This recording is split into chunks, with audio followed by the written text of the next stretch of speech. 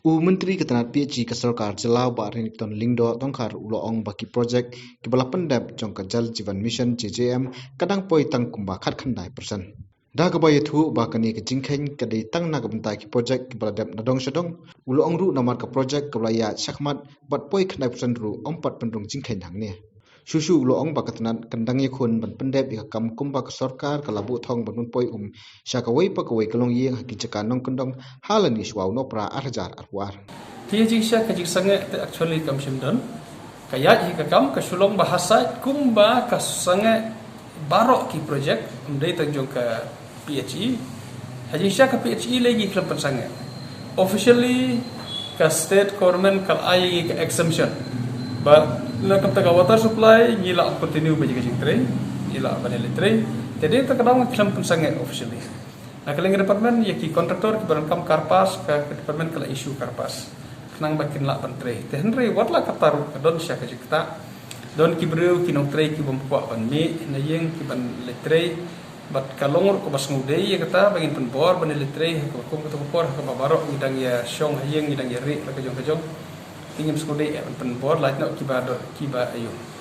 ki ba mon ki ba letre ti kaya ki ki jing tre tenre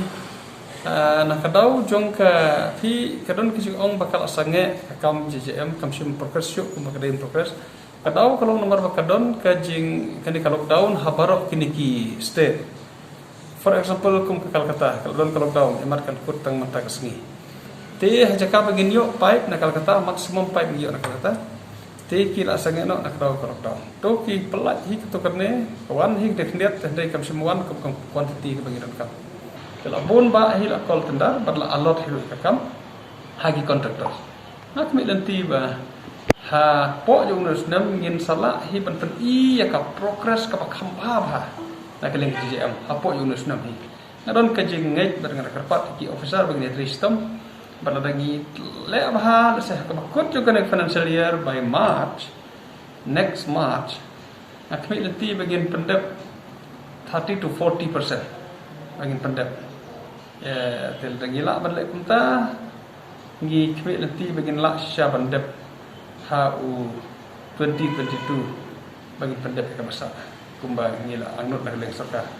kalong ka sya ba mensua por bagi stat terkait ban pendep HU Desember 2022 ngimla ban yu ngimla on predict lepai kan ka situation ni pandemic kan ka cloud makan wan dan dari hawakan ka wan kala don sya ka cipta dan di warla kata nak leng permen ngimparkan ramden ya kata terkait bagi bu nak leng sarkar ngin dang yai yakun bangin achieve ya kata terkait bangin ai lut ya paro ki tliwing hanong kendong ngin pet harap kendong ila dan dari ngidang kmi lti bat ngidang long determine bangin pendapat pen ai lut di kendong rakat kan duduk pendadap baru ngila suya antar berlakuno roughly kan poi syaka khat samspa hadu arah jar samspa kelur baru ke JJM project ke bagi menteri hane makraya kata ka bagi lasu antak kan poi tak perlu kita kabal adat he completed in all respect kabal ayum kadai tang khat khandai 0.1% haru mentah kibal adat masuk dan dari kene balai keduna kene kalau nomor ba ya kene ki khen tangi itu kibal adat mana sedong te hendai itu kam barang long kibal progress 90% do kimparwan itu marka ba kipadet no sedong kimparwan ka report te ni ta ka barang guna ke ka report